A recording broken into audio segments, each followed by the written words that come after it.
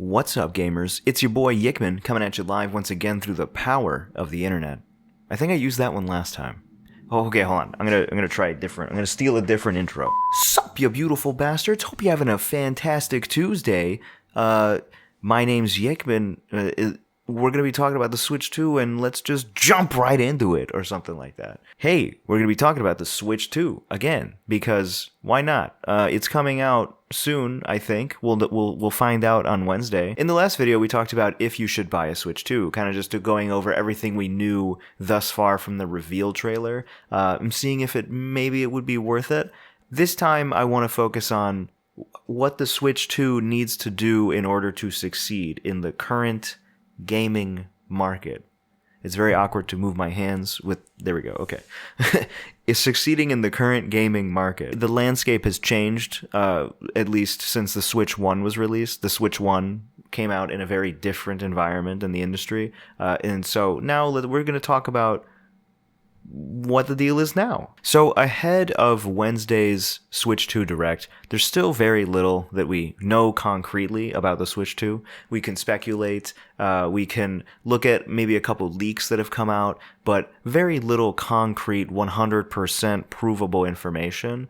I thought for this video it would be good to frame our expectations of the Switch 2 against what it has stacked against it in the current climate. So first of all, let's just get the good stuff out of the way. Let's talk about what the Switch 2 potentially has going for it, at least the things that we know for sure. So we learned last time at the Switch reveal, or in the Switch reveal trailer, that the Switch 2 will have full backwards compatibility with the Switch 1. This, again, is a huge plus. This doesn't muddle the waters between the game library of the Switch 1 and the Switch 2. Realistically, this would cause a lot of confusion for people and children who play Nintendo games, and the parents that buy them for them. It would piss everyone off, so it makes the most sense to do, right? And it's also good. That's what they should do. It's the best option for everybody involved. Updated hardware is the second thing I think the Switch 2 will have going for it. We're finally getting a Switch that will be more capable than the original, so that means that more third-party games will be able to be ported to it, potentially.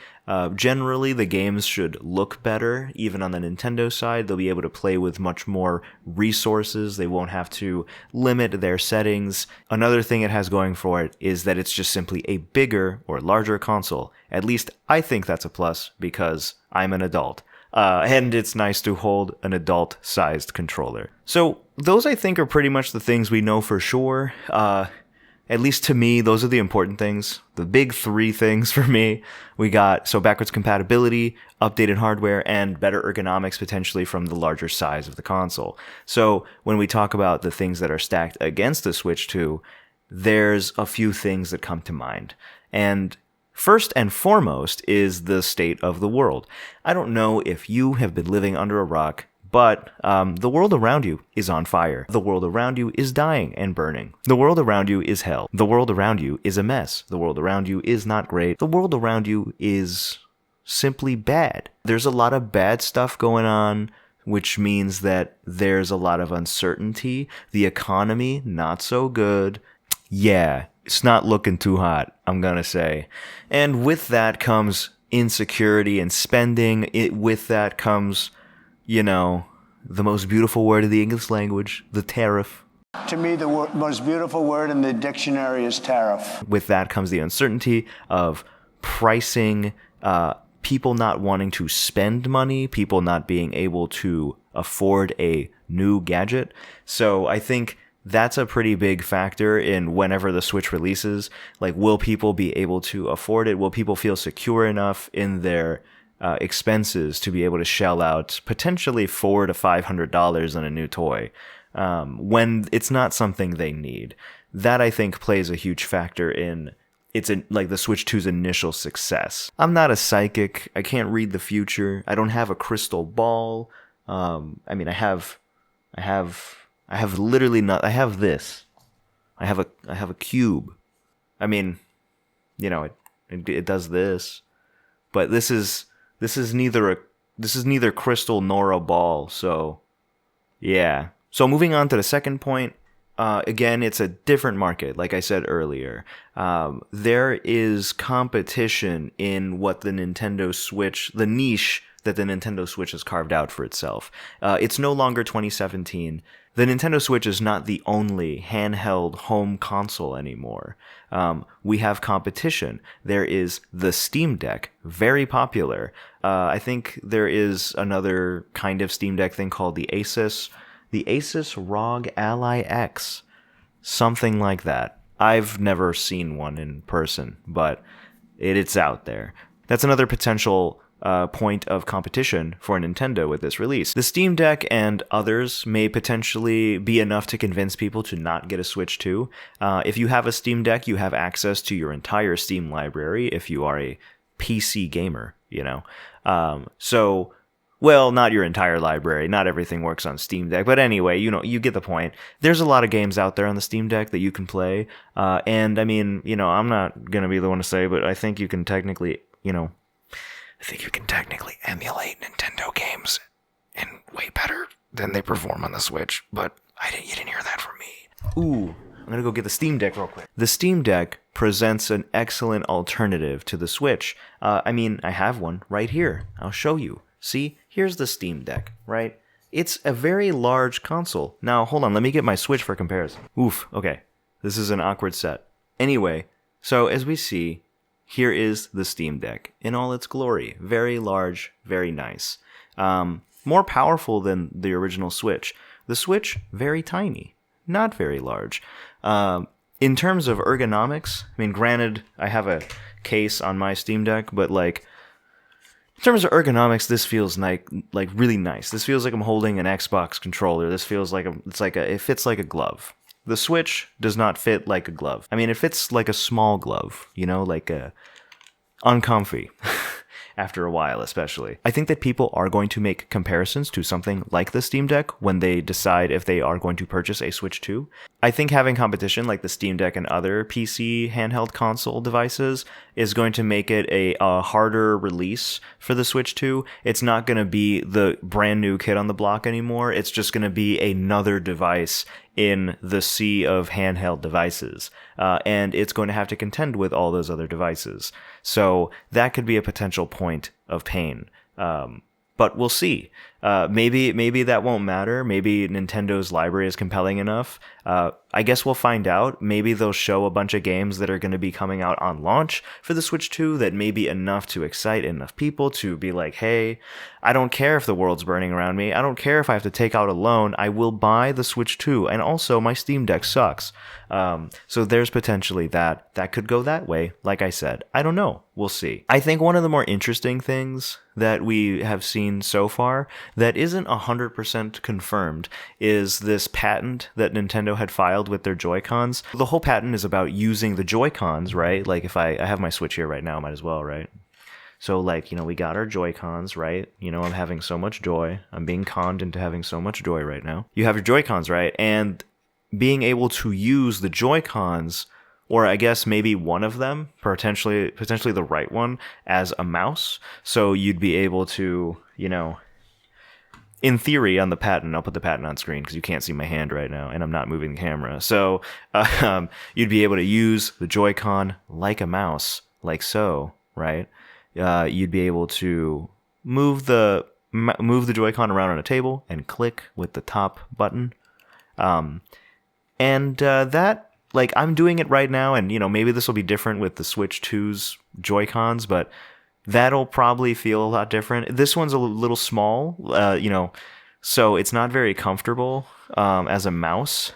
I don't think it's very ergonomic. So if that patent is indicative of technology that will show up in the Switch 2, I'm really not sure of the implementation that it will take. What comes to mind immediately is Splatoon. Splatoon 3 has motion controls so that you can fine-tune your aim because Nintendo can't make shooter controls to save their life. So they're like, why don't you use the motion controls?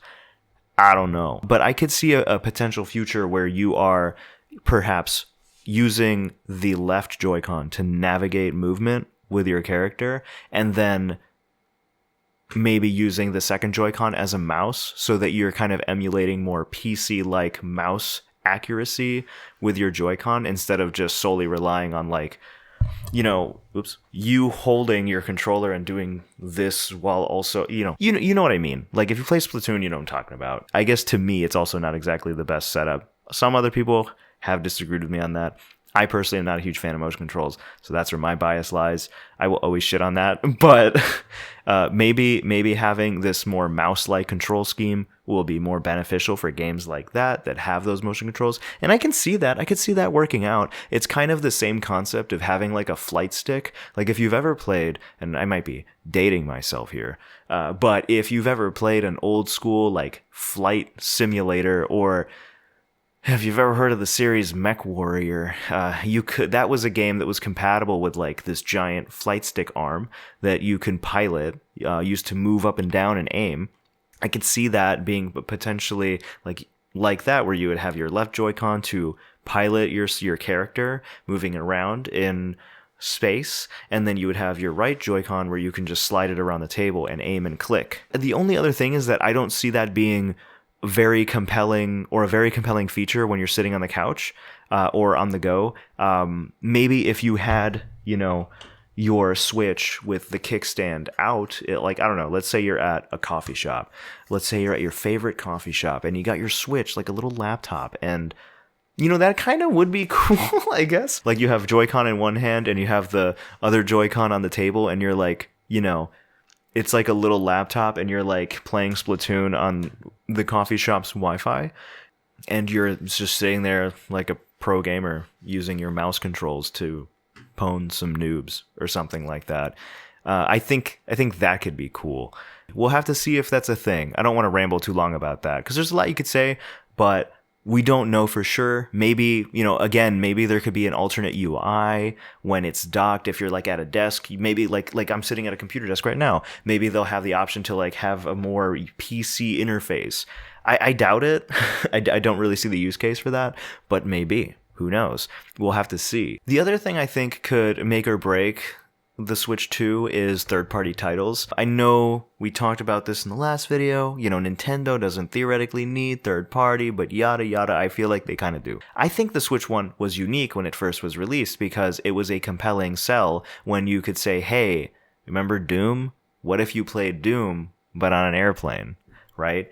I think that Nintendo needs to keep that kind of momentum. Like, yeah, because it's cool, you can play your Nintendo first-party games on the go, but I think a lot of us play other kinds of games other than Nintendo. I mean, who is just playing Nintendo games? Like, be for real. Ideally, I don't think most people want to have two of these things to carry around with them. No one wants a Steam Deck and also a Switch to like, I need to play my PC games on this, or I have all my favorite games on this, or I have all my favorite games on that. I think generally most people want to stick to one platform when they play their games, just to make things simpler. So if you can have your third-party games on the Switch, especially with better hardware, there's a lot of games that have come out that they could probably put on there. Elden Ring, that'd be kind of sick, right? Like, I think that'd be pretty freaking cool. Like, I think it's very likely that we'll see some Xbox titles on the Switch 2. If you've been paying attention to the Xbox side of things, Microsoft and Xbox have completely, what seems like, given up on life and themselves. They've kind of just resigned themselves to Game Pass and as a service, and Xbox is trying to bank more on their software than their hardware. So I could see them putting I wouldn't be surprised if they announced that the Halo Master Chief Collection was going to be on Switch 2. That would be fire. I'm not going to lie. That'd be kind of sick. Two Xbox games that stand out to me that could work really well on Switch are Halo the Master Chief Collection and Sea of Thieves. I think those two would be really, really, really cool on the Switch. And, coupled with the whole Joy-Con as a mouse thing with Halo, right? Like, imagine you're playing Halo on the Switch and having mouse aiming. Like, that would be pretty cool. Because I couldn't see Halo with motion controls. I think I would go insane. I don't know how I would feel about that personally. So wrapping this video up, what does the Switch 2 need to succeed? I think it needs to separate itself from competition like the Steam Deck. It has to make itself a compelling purchase for people in the current climate that it's coming out in. You know, the state of the world, very different than the state of the world back when the Switch came out originally. In terms of the economy, in terms of people's security and their finances, the Switch needs to differentiate itself from its competition. We don't know what the Switch 2 is going to cost. I don't know if $400 or $500 is going to be a good price for it. The original Switch came out at like $300, and that's like a way easier sell. But again, different time than what we're living in now. I think a lot of people will look at the price and say, yeah, I'll get that, or no, I won't. I think a lot of people will wait for the Switch 2 to have released and then have more games have come out before they commit to purchasing it. That's at least what I would do. I don't think I'll be buying it day one. I thought I might, but I don't think I will. I have a Switch, I have a Steam Deck. Do I need another one? Do I need 3? I don't think I do. So I won't be doing that. Regardless, though, I think there is potential for the Switch 2 to do well. It really depends on what Nintendo shows on Wednesday. Will we be getting some new games? Will there be enough games, enough good games at launch that will be like, oh yeah, this is my reason for getting the Switch 2. If you're looking forward to the Switch 2, if you're thinking of buying it day one, regardless of price, regardless of what's on it, let me know how you feel about that. How would you feel about spending $500 on a Switch 2? Does the state of the world change your mind on how your purchasing decisions are being made? Do you own a Steam Deck or another PC like console competitor to the Switch, and would that make you hesitant to buy a Switch 2 if, you know, or not at all buy a Switch 2 because you don't feel like you need it? I'd like to hear other people's thoughts on that, because I am just one man who has my own opinions, but I'd like to hear yours too. I think that wraps up this video. Please leave your comments in the comment section below, and if you've made it this far, thank you for watching. Peace out.